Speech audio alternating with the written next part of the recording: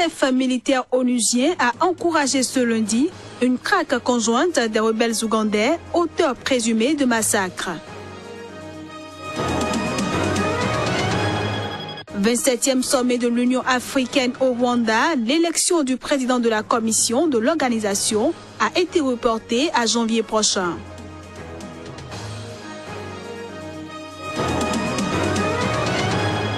Et puis le président nigérien Muhammadu Buhari a dénoncé ce lundi le retard pris dans les procès anticorruption d'anciens dignitaires.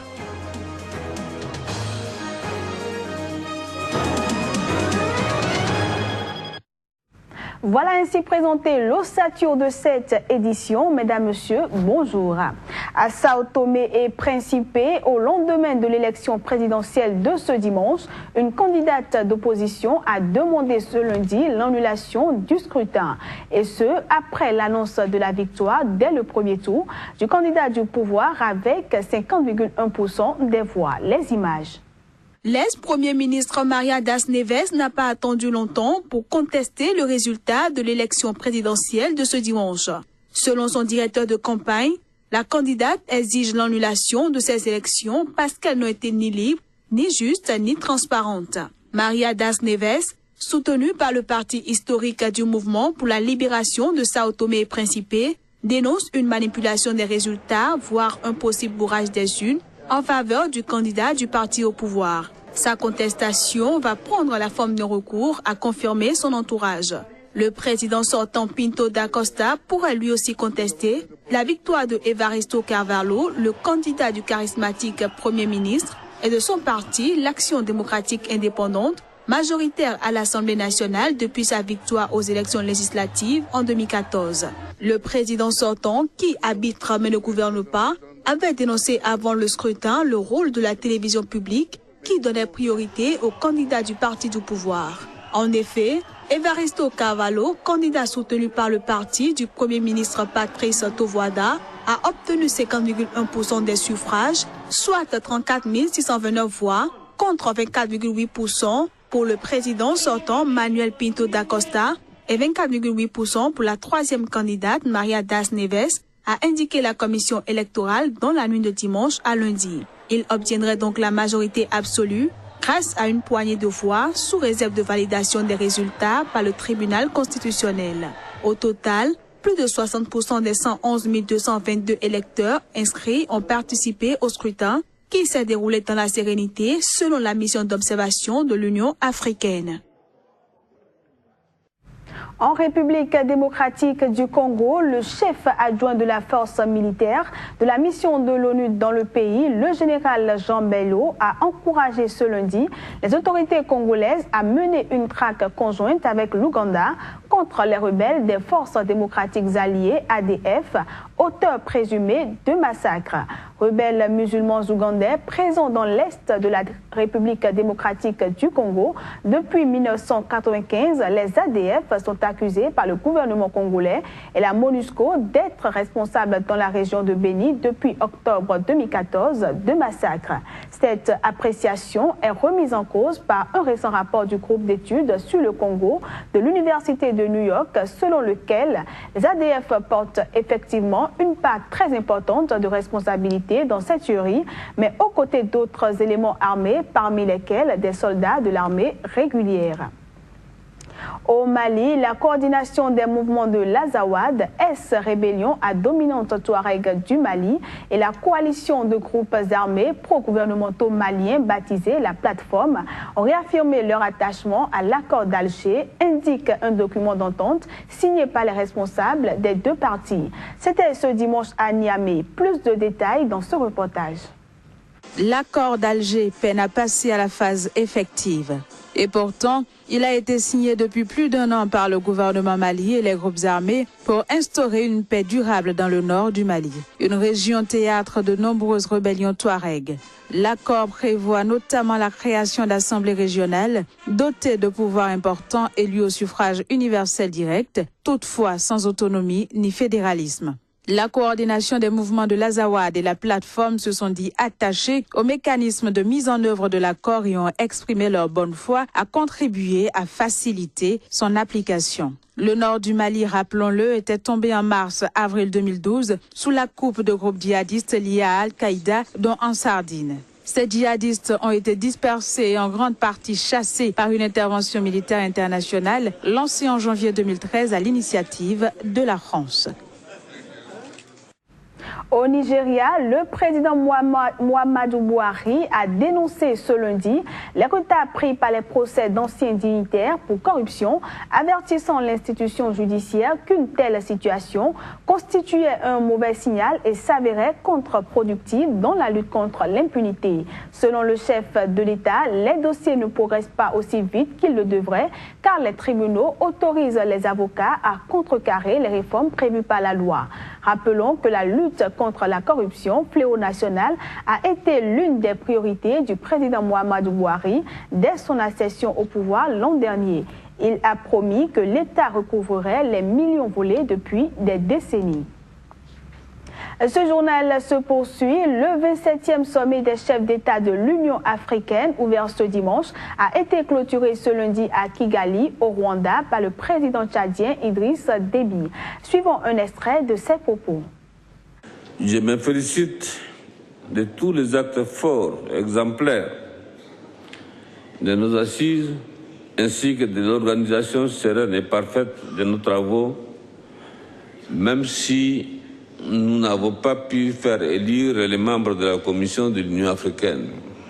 Je suis convaincu que le président Paul Kagame, à qui revient la lourde tâche de nous proposer une réforme d'envergure de l'Union, saura imprimer sa marque à la nouvelle structure que nous voulons mettre en place.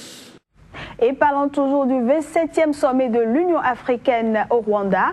Les chefs d'État africains réunis ne sont pas parvenus ce lundi à désigner un successeur à la présidente de la commission, Nkosazana Dlamini-Zuma. L'élection a donc été reportée à janvier prochain. Reportage. Aucun des 3 candidats en lice n'a été désigné pour remplacer l'actuelle présidente de la Commission de l'Union africaine. En lice, Agapito Mbamoki de la Guinée équatoriale, Pelonomi Venson Moitoi du Botswana et Speciosa Wandira Kazibwe de l'Ouganda. Ils n'ont pas obtenu la majorité des 2 tiers nécessaires pour être élus, plusieurs États jugeant qu'ils manquaient d'envergure. Quelques semaines avant le sommet, la CEDEAO avait demandé à la Commission de l'Union africaine un report des élections pour permettre à de nouveaux candidats de se déclarer. Vous savez, les membres des États se sont exprimés clairement. Ils veulent tenter d'identifier d'autres candidats capables de gérer la situation actuelle dans laquelle nous nous trouvons et pour laquelle nous avons besoin de leaders particuliers. Ils pensent que potentiellement, nous pouvons encore chercher.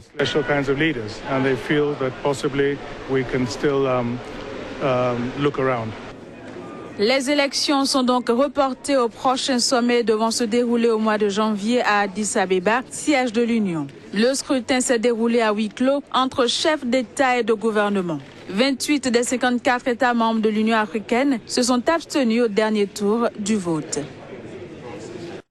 Au Burkina Faso, 6 mois après l'attentat du café Cappuccino à Ouagadougou, le collectif des victimes du 15 janvier a organisé une marche sur l'avenue Kwame Nkrumah, lieu de l'attaque, pour déposer des gerbes de fleurs et dénoncer l'inertie des autorités burkinabées sur la situation des personnes affectées par ce drame. Les précisions avec notre correspondant à Ouagadougou, Claude Romba. Si la vie a repris son cours normal sur l'avenue Kwame Nkrumah qui abrite l'hôtel Splendide, le restaurant Taxi Brousse et le café Cappuccino, les cibles de l'attaque terroriste du 15 janvier dernier, l'activité commerciale est toujours morose. L'hôtel Splendide fonctionne partiellement, tout comme le maquis restaurant Taxi Brousse. Le Cappuccino, lui, n'a pas encore ouvert. 6 mois après les attentats terroristes de Ouagadougou, parents de victimes et surtout travailleurs du Cappuccino ont marché silencieusement sur l'avenue Kwame Nkrumah pour déposer une gerbe de fleurs en la mémoire des victimes. Au-delà de la symbolique, c'est un message à l'endroit du gouvernement que le collectif des victimes et des travailleurs est venu lancer. Nous sommes là pour déposer juste des gerbes de fleurs en mémoire des victimes du 15 janvier. La situation est morose, rien ne marche et tout. Les commerces sont attaqués, on n'a pas de soutien. Jusqu'à 6 mois, juste là, on n'a pas de soutien. Voilà, on attend un soutien par rapport à l'État.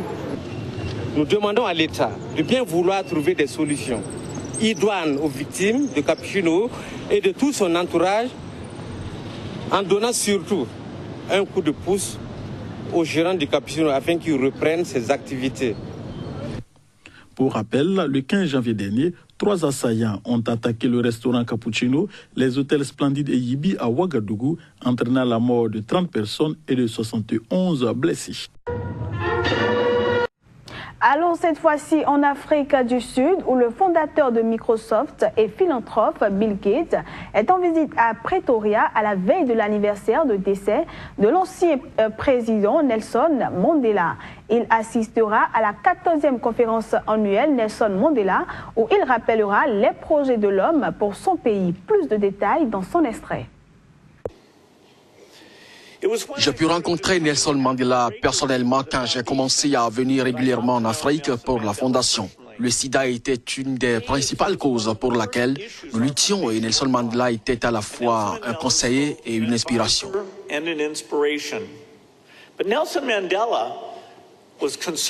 Mais Nelson Mandela se préoccupait du futur. Il croyait que les gens pouvaient créer un futur plus beau que le passé. C'est là-dessus que je veux me concentrer pendant le reste de mon discours. Que peut devenir l'Afrique du Sud? Que peut devenir l'Afrique? Que peut devenir le monde? Et que pouvons-nous faire pour y parvenir?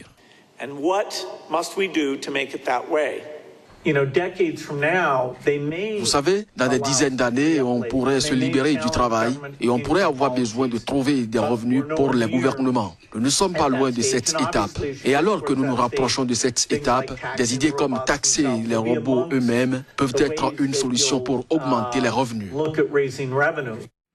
Pour finir, le chef de la diplomatie européenne, Federica Mogherini, et les ministres des Affaires étrangères de l'Union européenne ont mis en garde ce lundi la Turquie contre la tentation d'une répression généralisée, 3 jours après le coup d'État avorté. Pour l'Union, la Turquie doit rester dans l'application des principes de la démocratie, malgré la crise qu'elle traverse.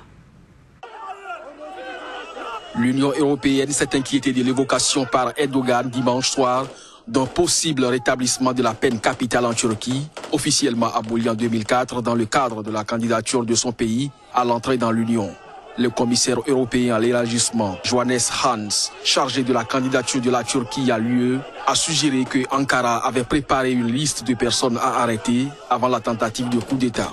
La Turquie a fait beaucoup d'avancées, beaucoup de progrès, beaucoup de réformes ces dernières années. Le danger serait celui d'un retour en arrière face à la démocratie, s'est désolée la chef de la diplomatie de l'Union européenne.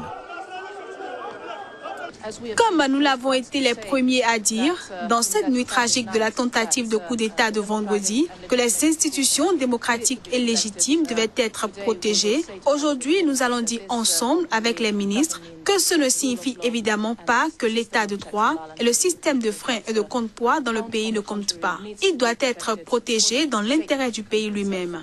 On enverra donc un message fort sur ça.